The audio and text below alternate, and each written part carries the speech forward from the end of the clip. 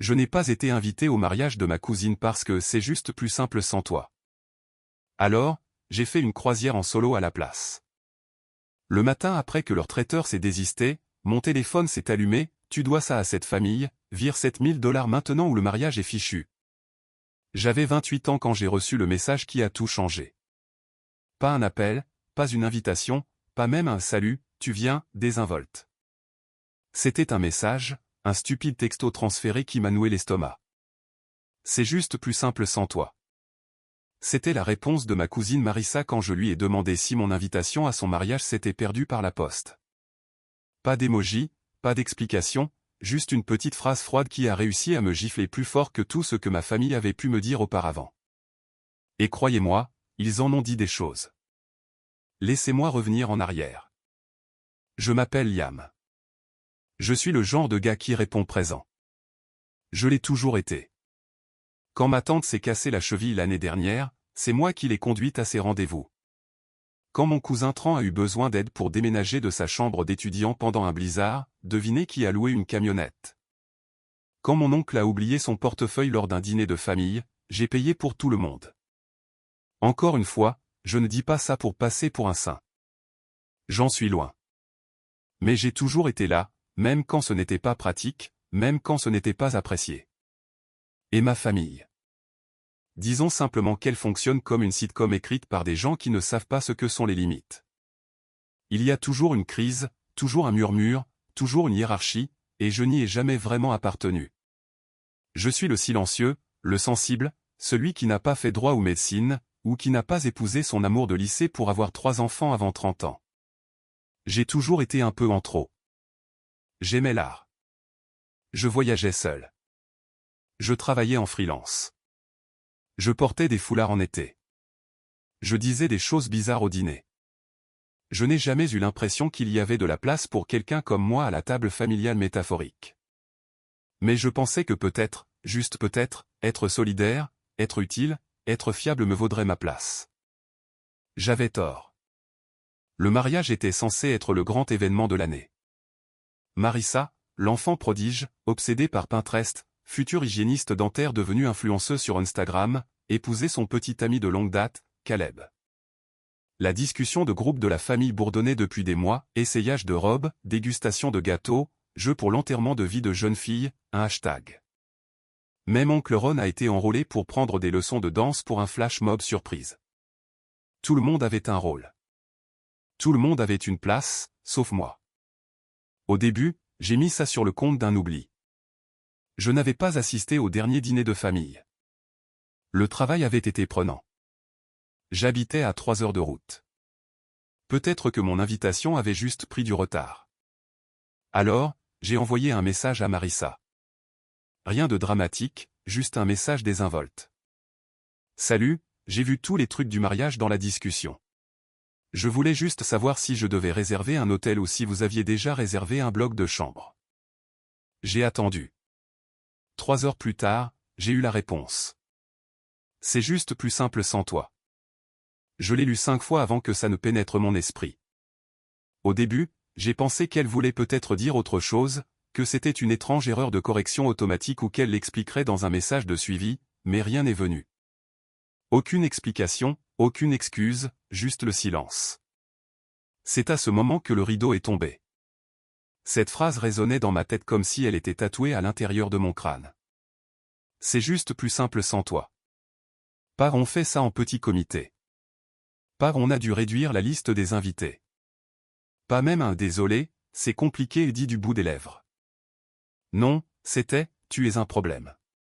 Tu compliques les choses. On ne veut pas de toi. Je n'ai pas répondu. J'ai juste fixé mon téléphone pendant un long moment, puis je l'ai éteint et je suis allé me promener dans mon quartier jusqu'à ce que mes jambes me fassent mal. Je suis passé devant les 3 mêmes boîtes aux lettres 6 fois avant de réaliser que je n'allais nulle part, je tournais en rond comme mes pensées. Pendant des jours après cela, j'ai rejoué chaque interaction que j'avais jamais eue avec Marissa. L'anniversaire que j'avais passé 2 semaines à planifier parce qu'elle avait dit qu'elle n'avait jamais eu de fête surprise. La fois où j'avais conçu ces invitations de remise de diplôme à partir de rien.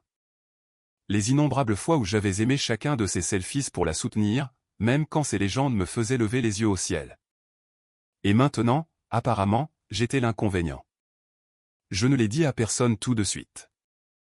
Pas à maman, pas à mon frère Josh, pas même à mon meilleur ami, Evan. Je ne voulais pas entendre la pitié ou, pire, les excuses. Elle est stressée. Ce n'est pas personnel. C'est peut-être un malentendu. Mais je savais, au fond de moi je savais, que ce n'était pas une erreur. C'était une décision, un choix. Et plus je ruminais cela, plus je devenais en colère. Il ne s'agissait pas seulement du mariage. Il s'agissait d'années à être mis sur la touche, à être trop et pas assez à la fois, à faire tout ce que je pouvais pour faire partie de quelque chose qui ne voulait pas de moi. Alors, j'ai pris ma propre décision. J'ai réservé une croisière en solo. Pas par dépit, pas au début. J'avais juste besoin d'espace. J'avais besoin d'eau salée, de silence et de dîner buffet hors de prix.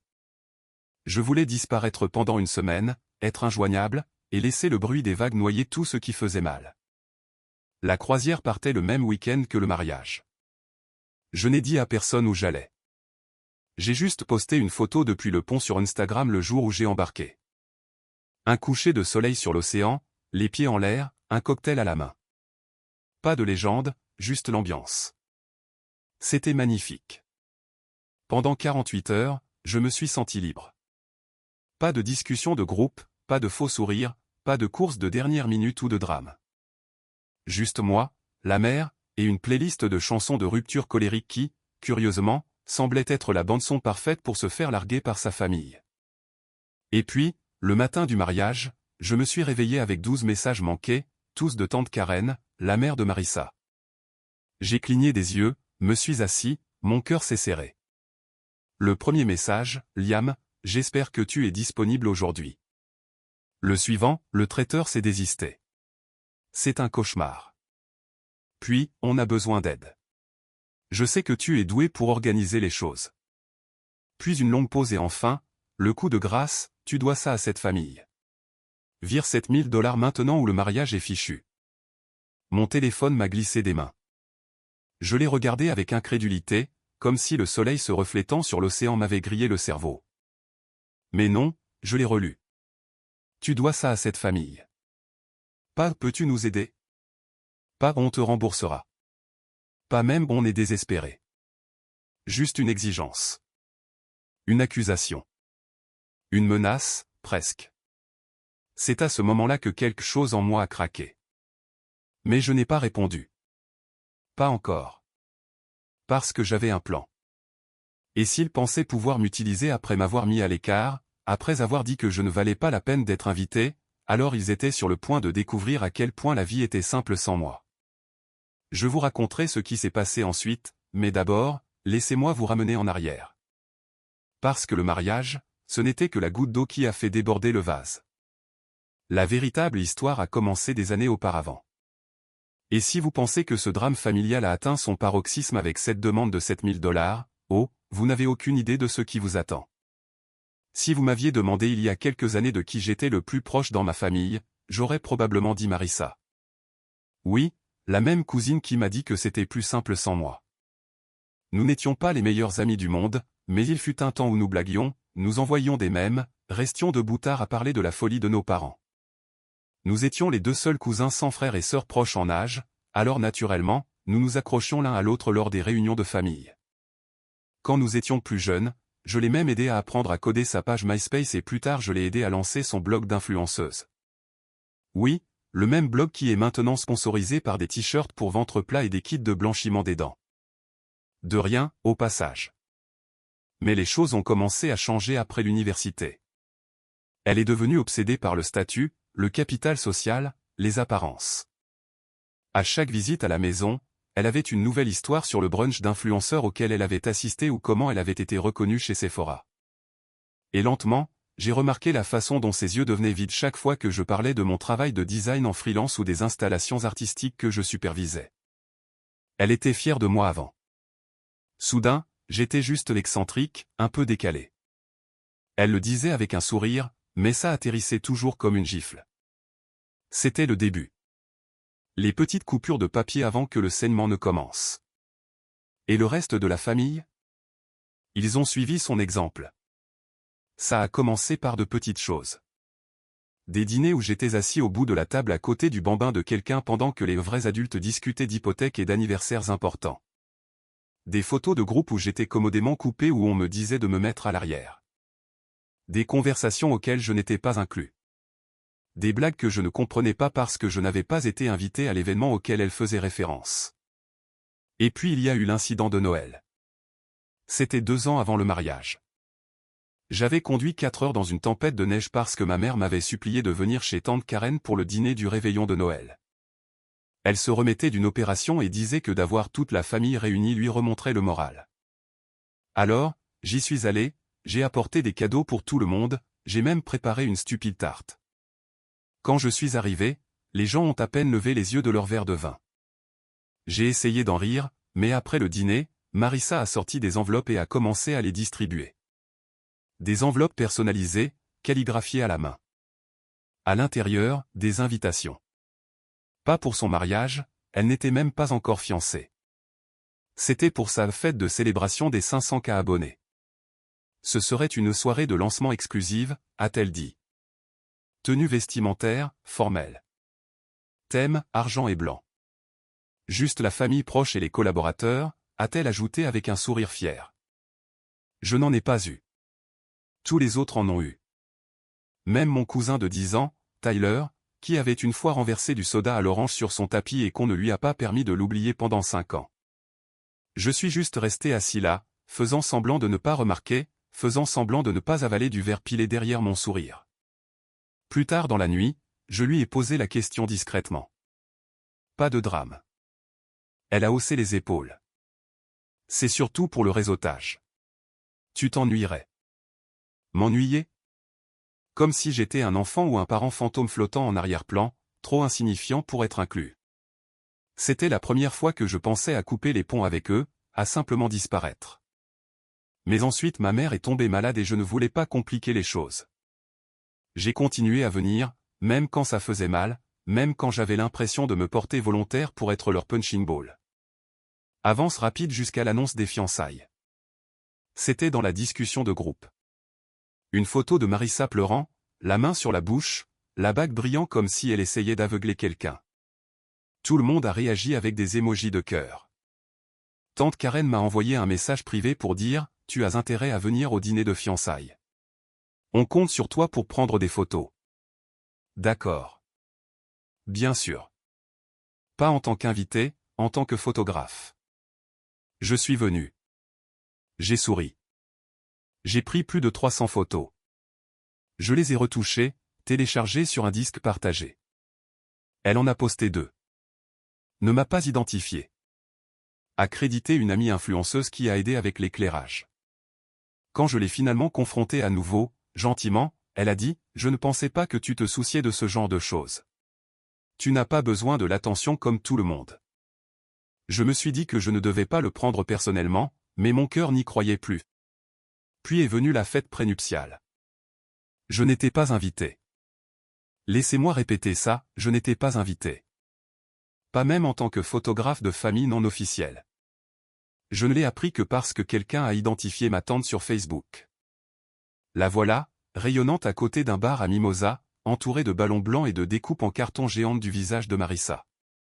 La légende disait, meilleure fête prénuptiale de tous les temps. J'aime ma tribu. Les commentaires étaient tous des variations de magnifique et objectif. J'ai envoyé un texto à ma mère. Elle a dit qu'elle était sûre que c'était juste un petit truc et qu'il n'avait probablement pas pensé à inviter les garçons. Mais j'ai vu les photos. Mes cousins étaient là. Même l'ancien colocataire de Caleb était là. Donc, quand l'invitation au mariage n'est jamais arrivée, je ne peux pas dire que j'ai été surpris. Pourtant, ça a fait très mal. Et quand j'ai finalement posé la question, Marissa n'a même pas essayé d'adoucir le coup. Juste 4 mots, c'est juste plus simple sans toi. C'est à ce moment que la porte s'est refermée dans mon esprit. La croisière était mon échappatoire. J'avais besoin de m'éloigner avant que l'amertume ne se durcisse en quelque chose de plus laid. Et ça a marché, jusqu'au texto de tante Karen. 12 messages, tous frénétiques, tous culpabilisants. Apparemment, leur traiteur, une entreprise branchée de la ferme à la table que Marissa devait absolument réserver, avait pris une double réservation et avait annulé la veille du mariage. Le remplaçant s'est désisté après un retard de paiement. La panique s'est installée. Les gens se rejetaient la faute. Tante Karen était furieuse. Et apparemment, quelqu'un avait jeté mon nom dans la mêlée. « Tu es doué pour la logistique », disait un message. « Et tu as de l'argent de côté, non ? Tu ne sors pas beaucoup. » Celui-là m'a fait rire. J'ai de l'argent de côté, bien sûr, mais seulement parce que je ne sors pas beaucoup, parce que je gère mon budget, parce que je vis selon mes moyens. Pas parce que je suis un bienfaiteur secret attendant de financer un mariage auquel je n'étais même pas invité. Mais ensuite est venue la phrase qui m'a retourné l'estomac. Tu dois ça à cette famille. Vire $7 000 maintenant ou le mariage est fichu. Pas de s'il vous plaît, pas de contexte, juste une exigence. Il m'a fallu 5 bonnes minutes pour même le digérer. Puis je me suis souvenu de quelque chose. L'été dernier, j'avais aidé ma tante à sortir d'une situation financière difficile. Discrètement, sans demander de crédit. Elle avait besoin d'aide pour couvrir des frais médicaux que l'assurance ne prenait pas entièrement en charge. Je lui ai donné $3 000. Elle a juré qu'elle me rembourserait. Elle ne l'a jamais fait. Je n'en ai jamais reparlé. Et maintenant, apparemment, cet acte de gentillesse s'était transformé en une ligne de compte. Tu dois ça à cette famille. Comme si j'étais endetté. Comme si l'aider une fois signifiait que j'étais maintenant obligé de financer un mariage auquel je n'étais pas invité. Je n'ai pas répondu. J'ai laissé les messages continuer à arriver. Capture d'écran, note vocale, même un message passif-agressif, j'espère que tu profites de ta croisière pendant que ta famille s'effondre. Celui-là m'a fait marquer une pause, parce que j'en profitais, pour une fois. On ne m'utilisait pas. On ne m'ignorait pas. On ne me plaignait pas, on ne me mettait pas la pression, on ne me blâmait pas. J'étais juste. Seul. Libre. Mais ensuite les appels ont commencé. D'abord de tante Karen, puis d'oncle Marc, puis, de toutes les personnes possibles, ma propre mère. Elle essayait de rester neutre, mais je pouvais entendre la tension dans sa voix. Ils sont désespérés, a-t-elle dit doucement. Ils disent que le lieu n'autorisera pas de nourriture extérieure, et s'ils ne trouvent pas un autre traiteur avant midi, ils perdront la compte. C'est nul, ai-je dit, en gardant ma voix calme. Mais pourquoi suis-je impliqué? Il y a eu une pause. Parce qu'ils savent que tu arrangerais ça. C'est là que j'ai réalisé qu'ils ne voulaient pas de moi, sauf s'ils avaient besoin de quelque chose à réparer. Je n'étais pas de la famille. J'étais un outil, un plan de secours, une machine à service ambulante. Et ça recommençait. Mais cette fois, je n'ai pas cédé. Je lui ai dit que j'y réfléchirais et j'ai raccroché. Puis j'ai complètement éteint mon téléphone. Pas de mode avion, pas de vérification des messages, juste éteint. Pendant les 12 heures suivantes, je me suis prélassé sur le pont, j'ai lu un livre que je voulais finir depuis des mois, et j'ai regardé le mariage se défaire dans mon imagination comme une mauvaise émission de télé-réalité. Mais je ne jubilais pas. Pas exactement. Il y avait toujours une piqûre, toujours un petit garçon en moi qui demandait, pourquoi n'étais-je pas assez bien? Pourquoi ne voulait-il pas de moi là-bas? Et puis, alors que je commençais à laisser tomber, le navire a accosté pour une escale d'une journée aux Bahamas. J'ai rallumé mon téléphone pour prendre quelques photos pour moi. C'est là que j'ai vu le message vocal de Marissa. J'ai hésité, puis j'ai appuyé sur lecture. Sa voix était tendue, froide, contrôlée. Je ne sais pas à quel jeu tu joues, Liam, mais c'est bas, même pour toi. Nous sommes une famille. On n'abandonne pas les gens le jour de leur mariage. On ne reste pas les bras croisés à regarder les choses s'effondrer. Tu nous dois ça. Tu me dois ça. Et si tu ne veux pas qu'on se souvienne de toi comme celui qui a ruiné le jour le plus important de ma vie, tu vas arranger ça maintenant. Elle a raccroché. Pas d'excuses. Pas de prise de responsabilité. Juste du venin. Et soudain, je ne me sentais plus coupable. Parce qu'à ce moment-là, quelque chose s'est cristallisé dans ma poitrine, une rage silencieuse, une nouvelle clarté. Il voulait un méchant. Très bien. Je pouvais l'être. Mais pas celui qui a ruiné leur journée, celui qui les a fait s'en souvenir. Pas seulement du mariage, des mois qui ont suivi. Parce que je n'avais pas fini. Et ils n'avaient aucune idée à qui ils avaient affaire. Le jour après le mariage, je suis descendu du bateau de croisière avec l'impression de renaître dans une vie entièrement différente. Le soleil était trop vif. L'air semblait trop pur. Tout autour de moi bougeait plus lentement, comme si l'univers avait décidé que j'avais besoin d'un moment pour me recalibrer avant de revenir à la réalité. Mais le moment n'a pas duré. Dès que je me suis reconnecté au Wi-Fi au terminal portuaire, mon téléphone s'est allumé comme un sapin de Noël mourant, 22 appels manqués, 17 messages vocaux, d'innombrables textos, la plupart étant un mélange de culpabilité, d'accusation ou de rage à peine voilée. Je n'ai pas écouté les messages vocaux. Je ne pouvais pas encore. Mais les textos, ils m'ont dit tout ce que j'avais besoin de savoir. Apparemment, le mariage avait eu lieu. De justesse. Ils avaient fini par servir un mélange bizarre d'amuse-gueule d'une chaîne de restaurants et de plateaux de charcuterie d'une épicerie. La nourriture était en retard. Le personnel du lieu n'était pas coopératif. Les invités se sont plaints. Le gâteau a fondu. Le DJ a plié bagage plus tôt après une dispute avec le témoin, et le flash mob a été annulé. Certains messages disaient que c'était quand même magnifique à la fin, mais je pouvais lire entre les lignes. C'était un désastre. Une spirale de panique maintenue par du ruban adhésif et du déni. Marissa ne m'a pas envoyé de message directement, mais quelqu'un a fait une capture d'écran de sa story Instagram et me l'a envoyé. C'était une photo floue d'elle et de Caleb avec des cierges magiques derrière eux, son expression se situant entre un sourire forcé et un épuisement total. La légende, on ne choisit pas sa famille, mais on peut choisir d'avancer. Suivi d'un emoji de cœur brisé. C'était la dernière fois que j'ai eu de ces nouvelles, du moins pendant un certain temps. Quand je suis enfin rentré chez moi, je me suis effondré sur mon canapé, portant toujours le pantalon en lin ample que j'avais acheté pour la croisière, et j'ai fixé le plafond pendant presque 1 heure. J'aurais dû me sentir triomphant ou soulagé ou quelque chose comme ça, mais tout ce que je ressentais était un vide. Parce que la vérité, c'est que je ne voulais rien de tout ça. Je ne voulais pas être le méchant. Je ne voulais pas de vengeance. Je ne voulais pas de querelle. Je voulais juste être désiré. Je voulais que ma famille me voie, m'apprécie, me traite comme plus qu'un générateur de secours qu'ils pouvaient brancher quand les choses tournaient mal. Mais ils ne l'avaient jamais fait. Et maintenant, ils ne le feraient jamais. Cette prise de conscience a brisé quelque chose en moi. Je ne parle pas d'une manière dramatique, du genre à jeter un verre contre le mur. C'était plus silencieux que ça. Plus triste. Comme regarder un jouet d'enfance se désagréger enfin dans vos mains après des années à prétendre qu'il fonctionnait encore. J'ai pleuré. Pas le genre de belles larmes uniques. Des pleurelets. Des sanglots profonds, venant des tripes. J'ai pleuré pour 10 ans à essayer de gagner un amour qui n'était jamais vraiment disponible pour moi. J'ai pleuré pour chaque événement auquel j'ai assisté, chaque service que j'ai rendu, chaque appel auquel j'ai répondu à 2 heures du matin. J'ai pleuré parce que, pour la première fois, j'ai réalisé que j'avais poursuivi une version de la famille qui n'existait que dans ma tête.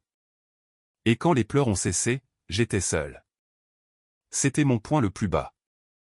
La semaine qui a suivi a été un flou. Je ne pouvais pas me résoudre à ouvrir mon ordinateur portable. Mes délais en freelance s'accumulaient. Les courriels restaient sans réponse. Je mangeais à peine. Mon réfrigérateur était vide, à l'exception de lait d'amande et d'un demi-citron. Même mon chat, Miso, a commencé à me lancer des regards réprobateurs comme si elle envisageait de déménager. J'ai arrêté de regarder mon téléphone. Le bourdonnement me stressait. J'ai supprimé Instagram, puis Facebook. J'ai gardé Twitter, principalement parce que les drames là-bas n'étaient pas personnels et que j'avais besoin d'une distraction. Mais même ça est vite devenu lassant. Puis, 5 jours plus tard, une carte est arrivée par la poste. Pas d'adresse de retour. À l'intérieur se trouvait un simple morceau de papier cartonné blanc avec une phrase tapée en majuscule, « Tu as vraiment montré TONVRAI visage ». Pas de signature, juste ça. Je l'ai fixé pendant un long moment, puis j'ai ri. Ce n'était pas un rire heureux, plutôt un rire final, un rire fatigué. J'avais passé toute ma vie à être le plan B de quelqu'un, son réparateur, son complice silencieux. Et maintenant que j'avais enfin tracé une ligne, c'était leur façon de réagir en m'accusant de révéler mon vrai visage. Comme si refuser d'être manipulé était une sorte de trahison. Cette nuit-là, j'ai jeté la carte. Et le lendemain matin, j'ai ouvert mon ordinateur portable. Le premier courriel que j'ai vu venait d'un petit magazine indépendant auquel j'avais soumis une proposition quelques mois auparavant. Il voulait présenter ma récente série de photos, celle que j'avais prise à Berlin l'année précédente. Le rédacteur en chef l'a qualifiée de vulnérabilité obsédante. Ils m'ont offert une modeste rémunération et une double page dans leur édition numérique. J'ai failli ne pas répondre. Mon premier instinct a été de me demander si je le méritais. Mais j'ai marqué une pause, pris une profonde inspiration, et tapé 2 mots, merci beaucoup. Ce petit acte d'acceptation a été le premier pas pour remonter la pente. Au cours des semaines suivantes, j'ai commencé à reconstruire, non seulement ma carrière, mais aussi moi-même. J'ai accepté de plus petits projets. Rien d'éclatant, juste du travail qui me semblait bon, honnête.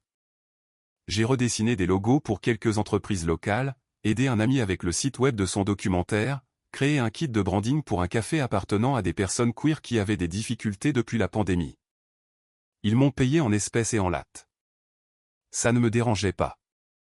J'ai aussi commencé à marcher tous les soirs. Pas d'écouteurs, pas de podcast, juste moi, le trottoir, et le son de mes pensées. Au début, ces pensées étaient brutales, des boucles de doute et de chagrin. Mais finalement, elles ont changé. Elles sont devenues plus calmes, plus curieuses.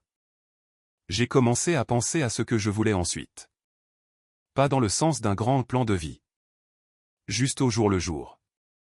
J'ai recommencé à peindre, mal, mais avec enthousiasme.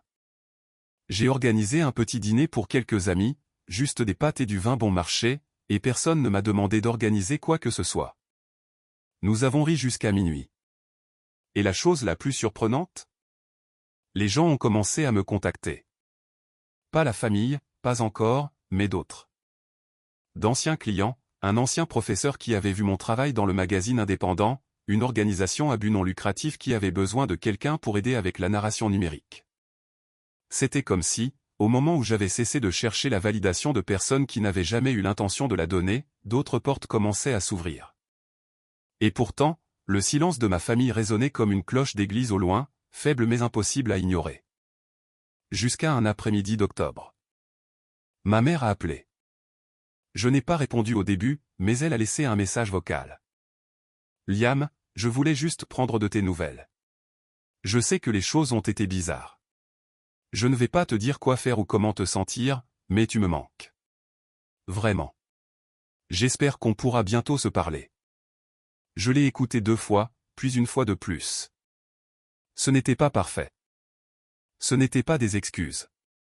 Mais c'était quelque chose. Nous avons parlé ce week-end-là, prudemment, comme si nous marchions sur de la glace.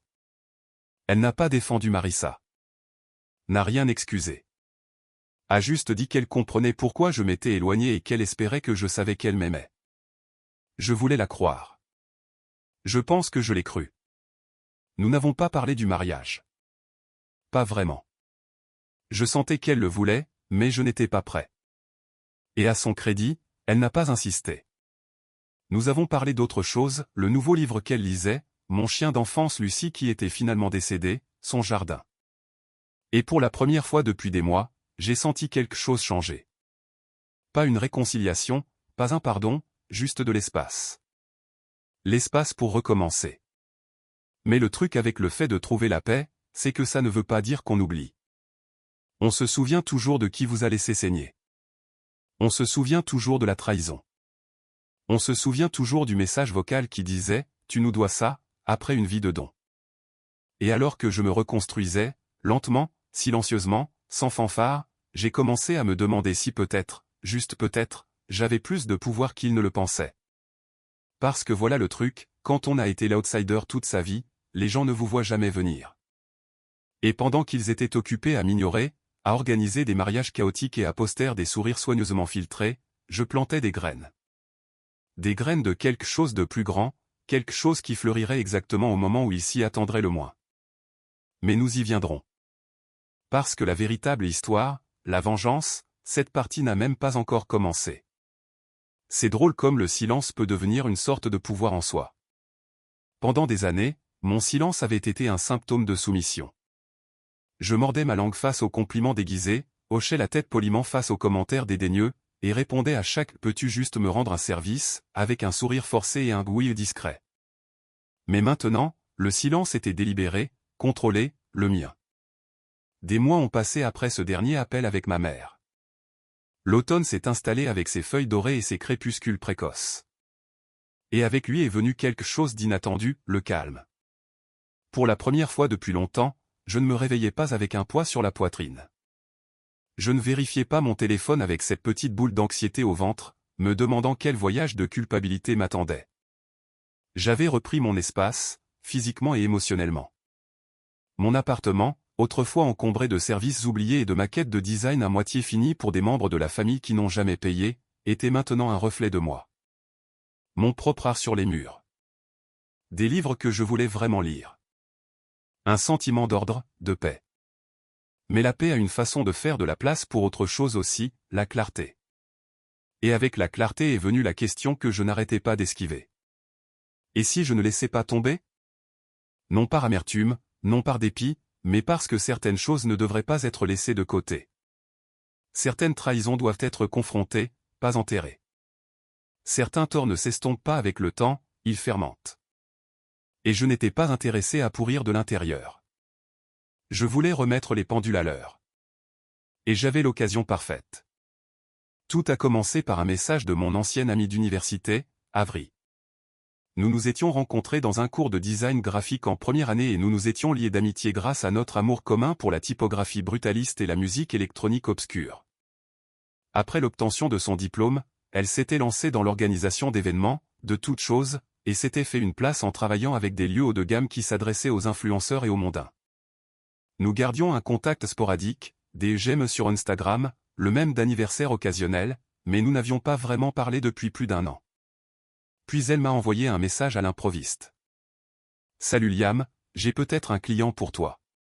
Une organisatrice de mariage a foiré le lancement de son site web et ils ont besoin d'une mission de sauvetage dès que possible. Tu fais toujours du branding en freelance ? Organisatrice de mariage. » Je me suis figé. J'ai répondu, en essayant de garder un ton neutre. Bien sûr, j'ai un peu de disponibilité. Quel est le nom du client ? Avri m'a envoyé un nom que j'ai immédiatement reconnu, Luxvao par Vanessa. Vanessa Crane, la même femme que Marissa avait engagée comme consultante de mariage exclusive, celle qui avait son propre podcast, sa propre ligne de bougies de mariage biologique, et une audience sur TikTok obsédée par sa méthode de manifestation par tableau de visualisation. Je me souvenais l'avoir vue identifiée dans un millier de publications de préparation de mariage sur le fil de Marissa avant de supprimer l'application. J'ai fait une recherche rapide. Apparemment, Vanessa s'était discrètement distancée de Marissa après le fiasco du mariage. Pas de publication, pas de photos, pas d'identification. La rumeur dans l'industrie disait que la marque de Vanessa avait pris un coup à cause de bruits selon lesquels elle aurait mal géré les contrats de restauration et aurait presque ruiné un mariage très médiatisé. Je n'avais pas besoin de deviner lequel. Elle essayait maintenant de relancer son entreprise avec une nouvelle image de marque et avait besoin d'un concepteur de site web pour que ça claque. L'univers, semblait-il, avait le sens de l'humour. J'ai accepté le travail, mais je ne le faisais pas pour elle. Je le faisais pour l'accès. Vanessa était désespérée. Elle avait besoin de quelqu'un de rapide, de discret, et de quelqu'un qui ne poserait pas trop de questions. Elle ne se souvenait pas de moi, ou si c'était le cas, elle n'a pas fait le lien. J'étais juste un nom dans le réseau d'Avri, un entrepreneur fiable avec un portfolio propre. Nous avons programmé un appel Zoom pour passer en revue sa vision.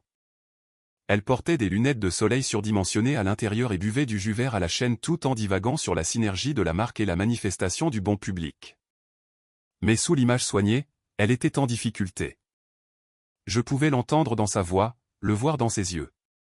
Elle m'a tout envoyé, ses contrats originaux d'organisation de mariage, ses témoignages, dont certains que j'ai reconnus comme faux, et même sa base de données clients complète pour que je puisse tirer des histoires de réussite pour le nouveau site. Et c'est là que je l'ai trouvé. Marissa et Caleb. 12 juin. Lieu Charleston Estate. Forfait niveau platine.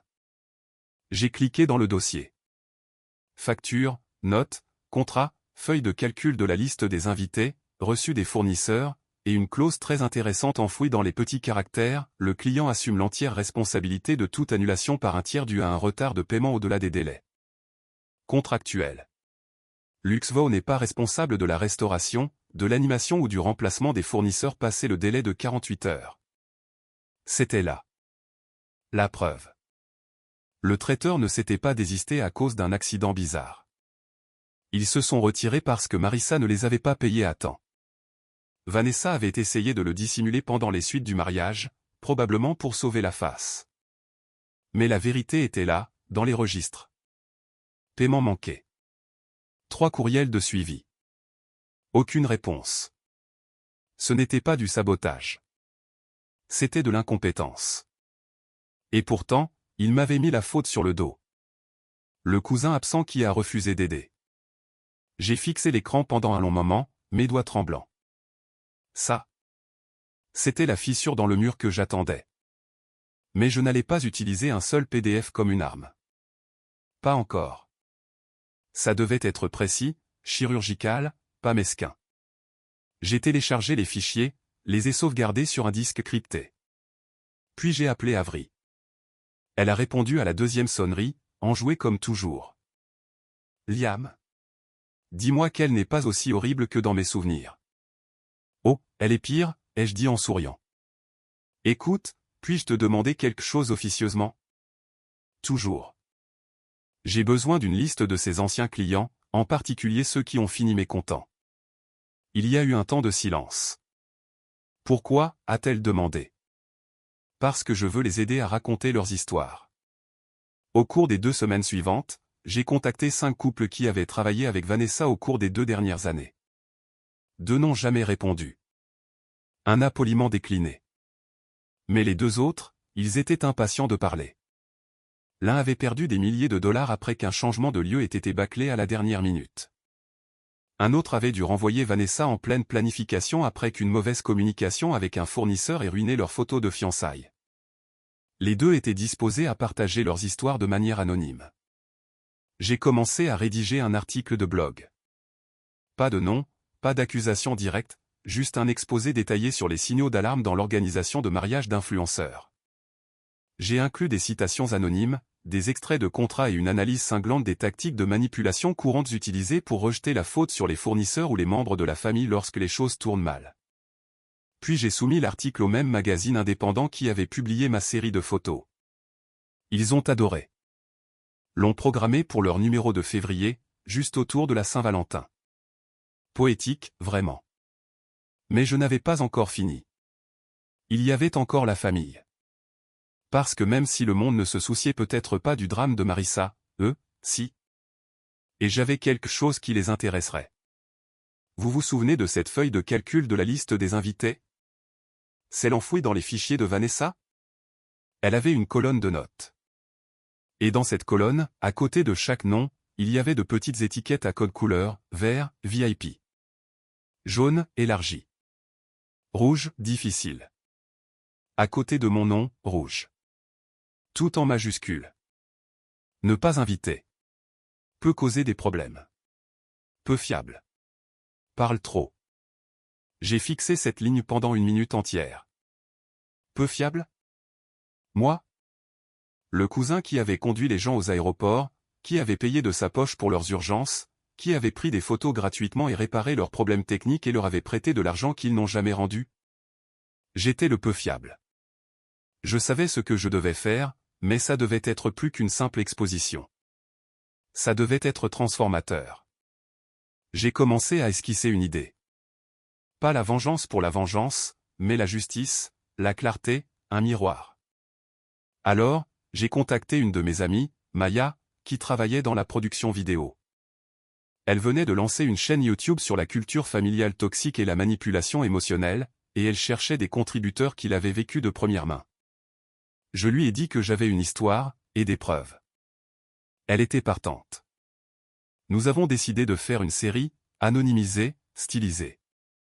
J'utiliserai une modulation de voix. Les documents seraient floutés et expurgés. Nous changerions les noms, mais le cœur de l'histoire resterait intact. Le premier épisode, une plongée en profondeur dans le syndrome de l'enfant invisible dans les systèmes familiaux toxiques. Devinez quelle histoire a servi d'étude de cas? Nous l'avons scénarisée avec soin. J'ai enregistré ma voix off en une seule prise. Brute, honnête, calme. Pas en colère, juste vrai. Maya l'a montée de main de maître, ajoutant des visuels, des dramatisations et une musique de fond douce qui donnait l'impression d'un court documentaire. Ce n'était pas vindicatif. C'était éclairant. C'est sorti un lundi. Et en 48 heures, il avait 120 000 vues. Les gens se sont reconnus dedans. Les commentaires étaient remplis d'inconnus disant des choses comme « c'est ma famille et je pensais être le seul ». Et puis les textos ont recommencé à arriver, cette fois de personnes que je n'attendais pas. Ma cousine Amanda, puis Tran, puis même oncle Marc. Tous avaient regardé la vidéo. Tous savaient que ça parlait de notre famille.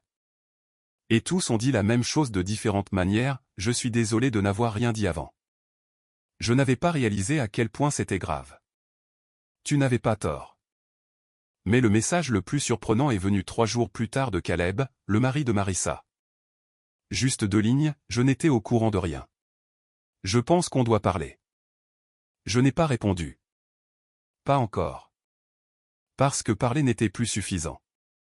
J'avais un plan. Et la phase suivante, c'est là que tout allait changer.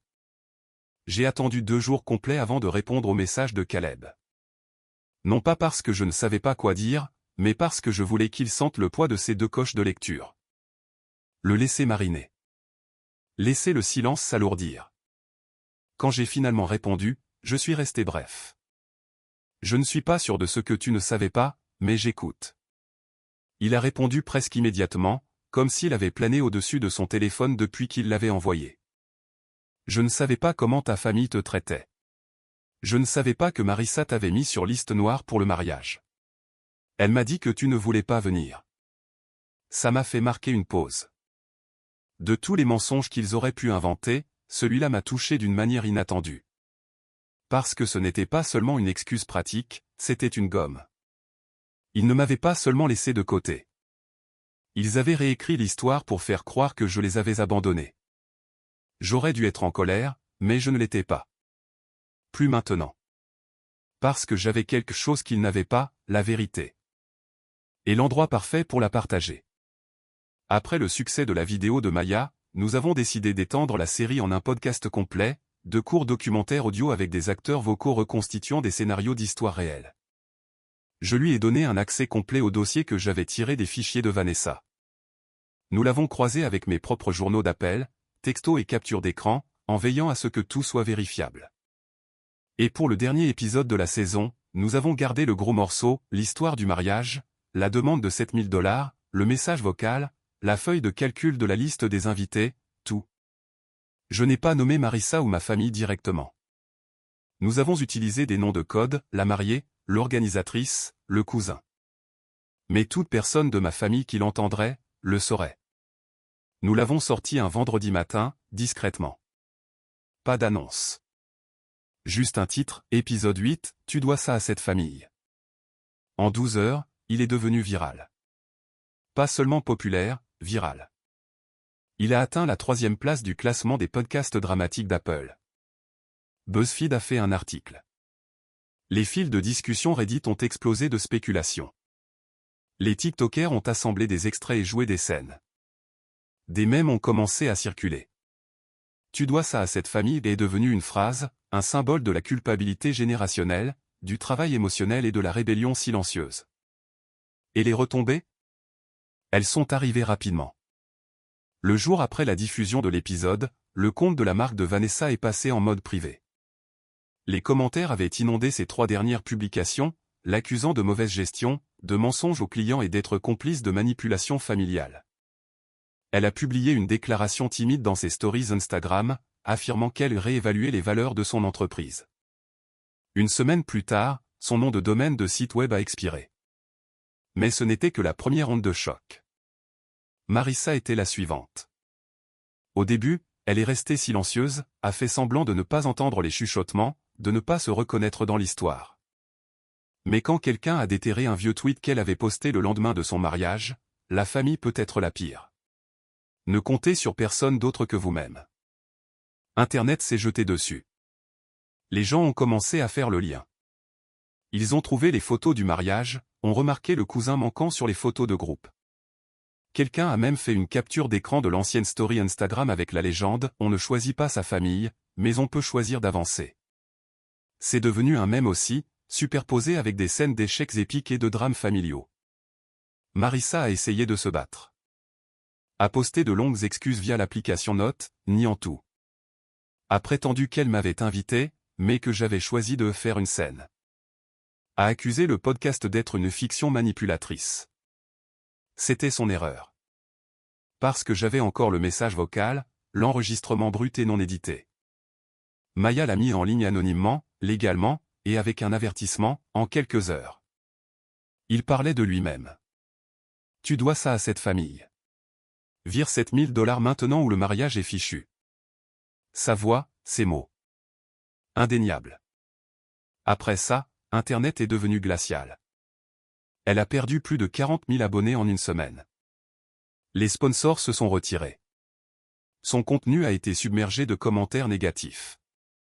Même ses fans fidèles ont commencé à tout remettre en question. Et Caleb? Il m'a envoyé un autre message, cette fois avec quelque chose de plus lourd. Je n'ai pas signé pour ça. Elle m'a menti, à tout le monde.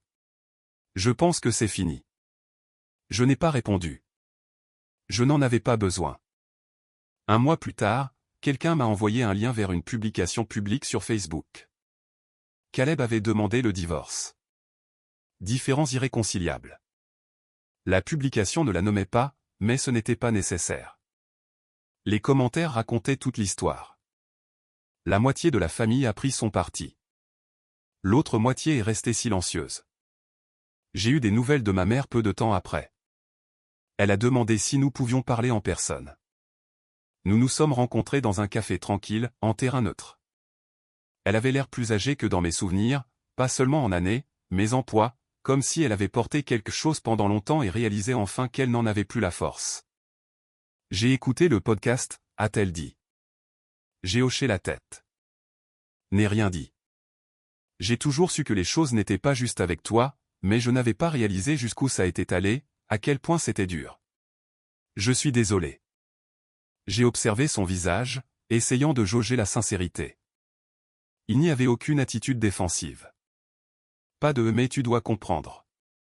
Juste des excuses. Pourquoi n'as-tu rien dit plus tôt, a-t-elle demandé doucement. Je l'ai fait, ai-je dit. Tu n'écoutais tout simplement pas. Nous sommes restés en silence pendant un moment. Puis elle a fouillé dans son sac à main et m'a tendu une petite enveloppe. À l'intérieur se trouvait un chèque, $3 000. L'argent que tu as donné à Karen pour son opération. Je le couvre. Elle ne le saura même pas. Je l'ai regardé. Ce n'était pas une question d'argent. C'était une question de reconnaissance. J'ai plié le chèque et l'ai glissé dans ma veste. Pour la première fois depuis des années, j'ai eu l'impression qu'elle me voyait. Nous ne nous sommes pas serrés dans les bras. Nous n'en étions pas encore là. Mais en partant, elle m'a touché le bras et a dit « Je suis fier de toi ». Ces 4 mots ont dénoué quelque chose de serré dans ma poitrine. Je n'ai pas pleuré, pas avant de rentrer chez moi. Et le reste de la famille? La fracture était permanente.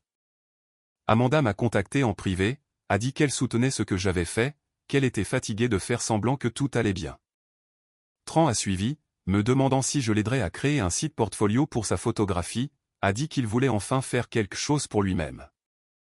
Oncle Marc s'est excusé par un long courriel décousu. Typique. Mais tante Karen n'a jamais dit un mot. Aux dernières nouvelles, elle racontait encore à qui voulait l'entendre que j'avais saboté le mariage pour attirer l'attention. Qu'elle le fasse. Parce que voici la vérité, je n'ai rien ruiné. Ils l'ont fait tout seuls. Tout ce que j'ai fait, c'est d'arrêter de les couvrir. J'ai arrêté d'être silencieux. J'ai arrêté d'être utile. J'ai arrêté de me présenter juste pour être ignoré. Et ce faisant, je me suis retrouvé. Fini le cousin invisible. Fini le bouc émissaire émotionnel. Fini de saigner en silence pour mettre les autres à l'aise. J'ai trouvé ma voix et je l'ai utilisée. Maintenant, ils peuvent s'asseoir dans le silence que j'ai laissé derrière moi. Parce que parfois, la vengeance ne ressemble pas à une confrontation dramatique ou à un moment de je t'ai eu parfait. Parfois, c'est juste vivre bien, pleinement, bruyamment, sans eux.